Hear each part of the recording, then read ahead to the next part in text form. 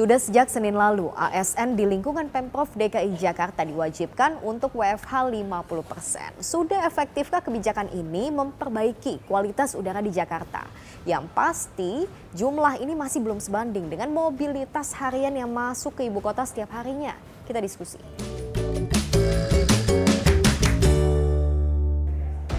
Pekan ini jadi pekan pertama penerapan WFH 50% ASN di lingkungan Pemprov DKI Jakarta. Efektif nggak ya? Terlalu dini untuk menyimpulkan. Tapi yang pasti kalau dilihat kasat mata, macetnya sih masih di mana-mana. Dishub DKI mengklaim ada penurunan jumlah kendaraan sebesar 4% di awal pekan. Nah, kualitas udaranya apakah jadi lebih baik? Nggak juga sih. Kamis pagi, indeks kualitas udara Jakarta masih ada di angka 160 atau dalam kategori tidak sehat. Nah, kalau menurut warganya gimana nih? Ngerasa dampaknya nggak ya? Saya so far sekarang masih tetap macet juga sih. Karena banyaknya mobilitas dari orang-orang Jakarta juga yang bawa mobil sendiri kan. Gitu. Jadi masih belum kelihatan sih kalau untuk saat ini. Sendiri sih sebenarnya nggak terlalu berpengaruh sih, kayaknya sekarang udaranya masih gitu-gitu aja. Kalau untuk ASN only nggak berpengaruh ya sebenarnya, karena apalagi kalau dilihat yang tempat polusi itu lebih banyak yang karyawan swasta. Tapi harusnya efektivitas ini bisa diprediksi. Data menyebutkan ada jumlah 60.000 ASN di lingkungan Pemprov DKI Jakarta. Setengahnya 50% atau 30.000 ASN WFH. Kalau kita hitung nih, satu ASN aja bawa satu kendaraan misalnya. Mengurangi 30.000 total dari jumlah mobilitas harian yang masuk ke Jakarta. Berapa jumlahnya? Ada 6 juta kendaraan setiap harinya. Kalau dibandingin 30.000 dibanding 6 juta cuma 0,5%. Kita evaluasi nggak apa-apa. Pak, 4 hari sudah evaluasi, nanti seminggu Senin saya.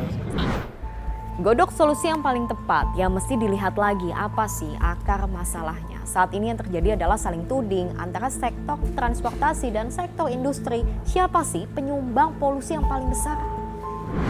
Hasil paparan Menteri LHK Siti Nurbaya, penghasil emisi karbon monoksida terbesar disumbang oleh sektor transportasi hingga 96%. Sebagian kecil lainnya disumbang oleh pembangkit listrik dan juga industri. Tapi kalau penghasil emisi sulfur dioksida didominasi sektor industri manufaktur, diikuti industri energi dan kendaraan bermotor. Jadi masing-masing punya peran. Ya, dan itulah kenapa solusinya saat ini nggak bisa fokus di salah satu aja. Sejauh ini untuk sektor industri, ini dia sejumlah bentuk penindakan yang sudah dilakukan oleh KLHK. Di pengawasan stokpel PT Maju Bersama Sejahtera di kawasan Cakung, tim kita melakukan langkah penghentian kegiatan ini. Kita lakukan penyegelan di lokasi ini.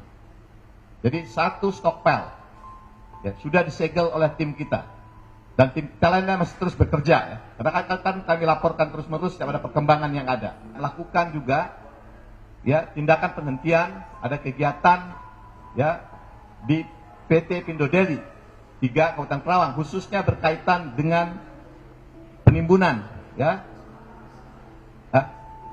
perbatasan Bekasi Kerawang ini Ini ada penimbunan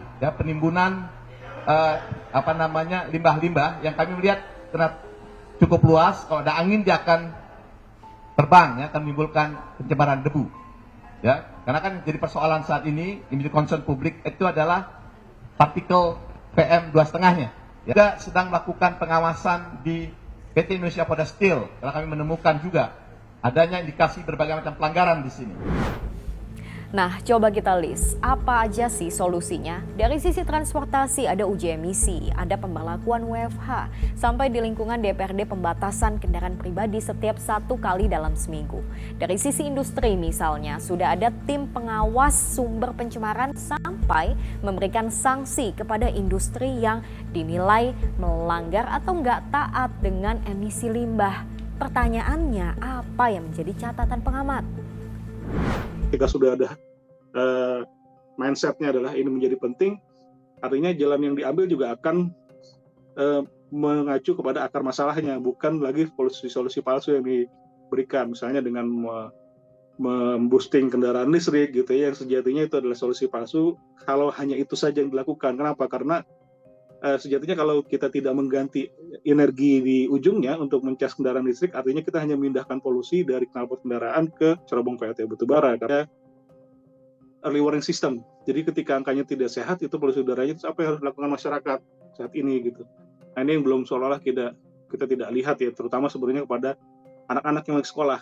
Ya bayangkan mungkin orang tuanya working from home, tapi anaknya masih sekolah. Berarti kan anaknya terpapar dari polusi udara gitu. Bagaimana kita melihat melindungi anak-anak generasi depan, masa depan kita ya, generasi emas katanya, apabila saat ini kita selalu membiarkan dia terpapar oleh polusi udara gitu.